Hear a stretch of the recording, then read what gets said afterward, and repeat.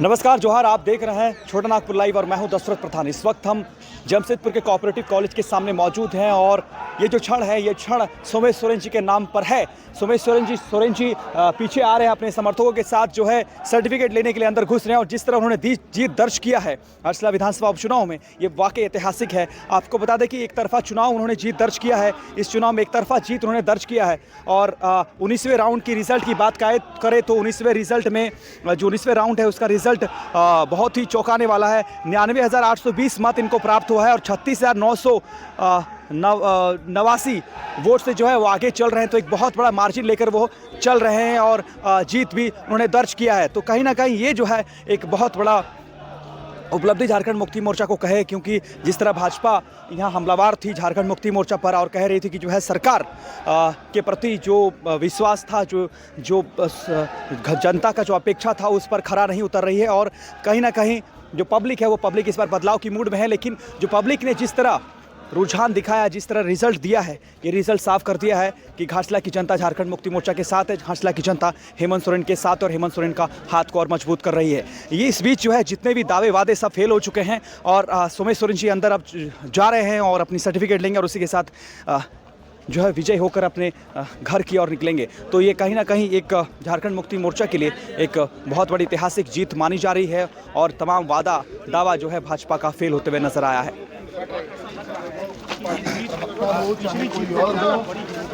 सभी ने जो है जीत और मेहनत की थी और जीत और मेहनत का असर जो है उस पर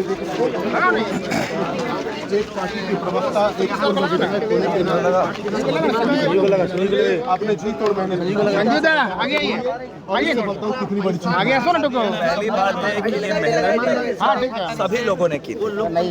एक टीम काम कर रही थी वहाँ पर। हेमंत सोरेन जी के नेतृत्व में सभी व्यक्ति ने अपना दायित्व निभाया और घाटशिला की जनता का आभार जिन्होंने आदरणीय रामदास सोरेन जी को श्रद्धांजलि दी है और उनके पुत्र को आज अपना प्रतिनिधि के रूप में चुना।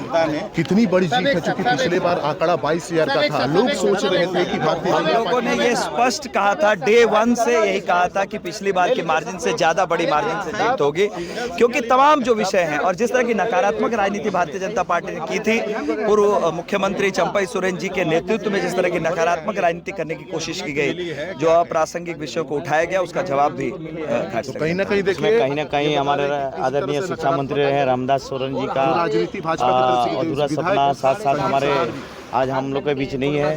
इस राज के गुरु आदरणीय शिबू सोरेन जी और साथ ही हमारे इस राज के जो वर्तमान मुखिया आदरणीय हेमंत सोरेन। इतना बड़ा मार्जिन को कैसे देखने का साइक्लोन के बाद भी कहीं ना कहीं जनता ये विश्वास किया है हमारे माननीय मुख्यमंत्री हेमंत सोरेन जी के ऊपर, जो क्षेत्र के विकास से साथ साथ जो अधूरा काम है उसको पूर्ण करने के लिए। जनता को हम बधाई देते हैं। हम देखिए कहीं ना कहीं तो इसी के साथ आप देख रहे थे कि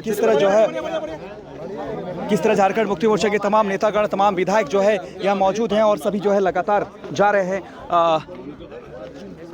जिस तरह 37,000 इतना बड़ा मार्जिन जो है झारखंड मुक्ति मोर्चा ने निकालने का प्रयास किया, ये बहुत ही अनप्रिडिक्टेबल उपचुनाव कहा जा रहा था कि इसमें मार्जिन बहुत कम होने वाली है और जीत हार किसी की भी हो सकती है। लेकिन इस बीच जो है जिस तरह मार्जिन आया दादा, 37,000 का मार्जिन आप लोगों ने एक तरफा चुनाव को लेकर चले गया, क्या कुछ कहेंगे? कुछ जादू उदू ऐसा किए, कुछ जादू का छड़ी या फिर रात को कुछ ऐसे चला कि 37,000 का मार्जिन, मतलब आदमी सोचा था 3700 का मार्जिन में जीत हार होगी? ये देखिए, ये कोई आश्चर्य की बात नहीं है। ये तो हमारे पूर्व ये स्वर्गवासी रामदास जी का कर्म है। ये तो सामान्य चुनाव तो नहीं, उपचुनाव है। अरे वो रामदास सोरेन जी इतना संघर्षशील झारखंड आंदोलनकारी, उन्होंने घाटशिला की माटी को सींचा है। वहाँ हमारा नेता लोग वहाँ नेतागिरी चमकाने चला गया।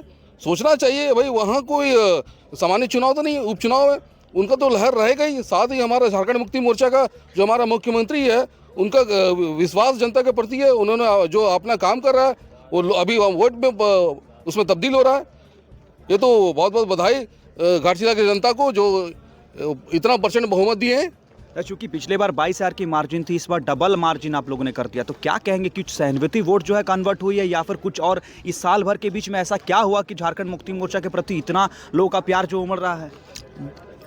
देखिए, ये जो आपका प्रत्याशी है, प्रत्याशी उस और उनके जो पिताजी हैं बहुत धन बल प्रयोग किए, जिसका विपरीत प्रतिक्रिया घाटशिला के जनता वासियों को हुआ। इतना धन बल जो तंत्र, यहाँ तक कि वो अपना आंसुओं का भी बलि दे दिए। जो कि चंपाई सोरेन जिनको टाइगर बोला जाता था, आज वो जाकर के वहाँ घड़ियालू आंसू बहा रहे। तो ये क्या दिखाना चाह रहे थे? इसका विपरीत जनता के प्रति किया। आज हमारा झारखंड मुक्ति मोर्चा का विश्वास जगा है, माननीय हेमंत सोरेन का कार्य को सब सराहा है। आज इसका जो दिख रहा है फल, यहाँ प्रचंड बहुमत से हमारा झारखंड मुक्ति मोर्चा जीता है, सोमेश सोरेन जीता है।